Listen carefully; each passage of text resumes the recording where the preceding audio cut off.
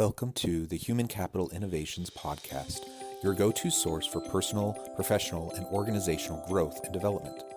We hope you tune in often for all things people management, organizational development and change, organizational leadership, and social impact related. Maximize your personal and organizational potential with Human Capital Innovations Podcast.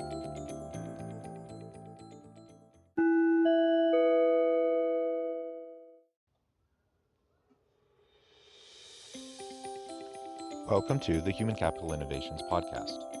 In this HCI Inc. Insights podcast episode, I explore Simon Sinek's recent Inc. video, Want to Become a Great Leader? Act like a student, not an expert.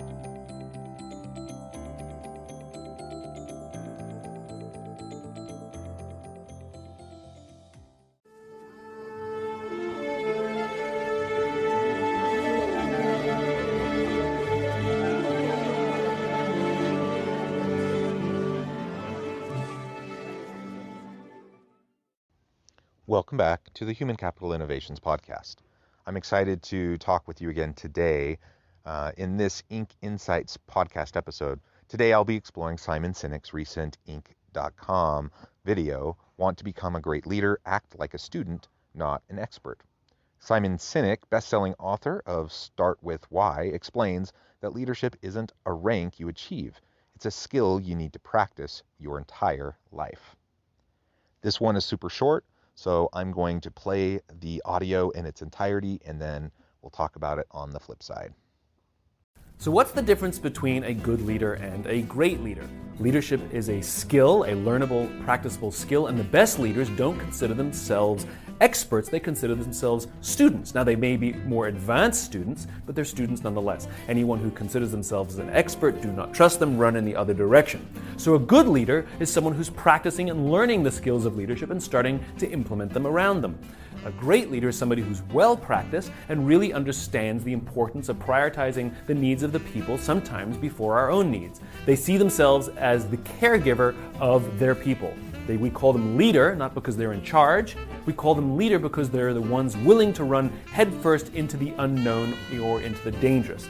They're willing to risk their own resources to protect and grow their people. So great leaders are the ones who consider themselves students regardless of their status. I've met some really senior, really remarkable people, and all they want to do is read about leadership, talk about leadership, watch interviews about leadership. They have an insatiable curiosity to continually improve their leadership skills. In other words, they understand it's not some rank they've achieved, but rather it's a skill they need to perfect for the rest of their lives. Like being a parent. You'll never be an expert parent, but you'll keep practicing and hopefully you'll get it right someday. Again, a very short and sweet little video clip from Simon Sinek about the importance of lifelong learning, that we need to be a student. We need to have humility around our position. And when we're in roles of leadership with others, particularly formal roles where we're in the hierarchy and people are reporting to us, it's very tempting to allow our ego to take over and to think we somehow are above or better than those people below us. And it's very easy for us to start to think that we are there because of all of our successes, and so everyone should do what we say. It's very easy to fall into the trap of thinking we are the experts and we have answers for everyone else who reports to us. The reality is great leaders don't do any of those things. Great leaders have skills that they've developed over time, that they've practiced, that they've grown into, and they have the capabilities to be able to connect with their people, to create environments of inclusion and belonging, empowerment, where people feel like they have the support they need to do their best work each and every day, where they know that they can try to innovate. And if they fail, that as long as they take an iterative approach to their learning, that their leader will be right there beside them, learning along with them and supporting them. It means that there's a leader knowing that they have the resources and it's their job to clear away the obstacles for their people, to utilize their political capital to help their people achieve, to not be stingy with the resources that they have. And when I see great leaders, that's exactly what they do. And unfortunately, a lot of times I see leaders, though, that are driven by ego. They hoard information, they hoard resources because they want tight control, and then they dole it out as rewards to people who do what they want them to do. That's not really leadership. That's kind of a perverse form of management. And frankly, it's manipulative, and you're not going to get the best out of your people that way. In fact, you're going to churn through people that way, and your best people aren't going to put up with it. They're simply going to leave the company, leave the team. So great leaders, though, they know that they've never arrived. They don't get caught up in what they've already accomplished, and chances are they've accomplished many great things, but they don't get caught up in that. They know that they still need to stretch, they still need to grow, and one of the best ways for them to accomplish greatness as leaders is not through their own efforts, their own work, but through empowering and lifting and supporting the people around them, supporting the people that report to them.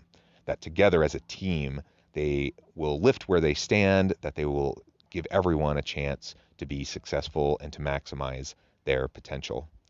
Again, a fairly simple approach, a fairly simple and straightforward principle, but it does require a mindset shift for a lot of people. In my experience, most leaders don't exhibit this kind of humility. Most leaders aren't continually challenging their own thinking and continually pushing themselves to learn and grow. And they certainly aren't constantly thinking about themselves in terms of how they are helping their people. But essentially, that is the mark of a truly remarkable leader. And it's something I want to strive to be in my own leadership, in my own interactions, both with my family, my friends, my neighbors, but also in the workplace and with those employees that I interact with. I hope you enjoyed this brief clip and a little bit of discussion around it. As always, I hope you stay healthy and safe, that you can find meaning and purpose at work each and every day, and I hope you have a great week.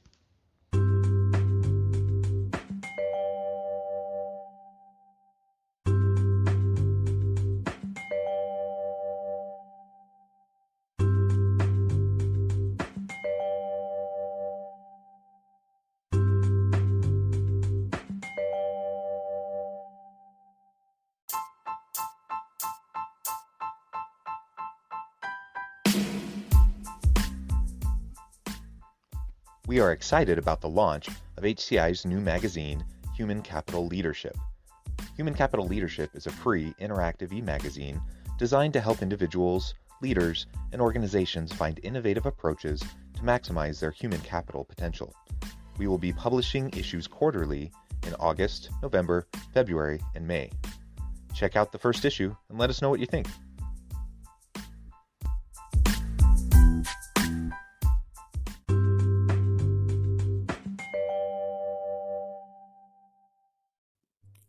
Thanks again for joining us for this episode of the Human Capital Innovations Podcast.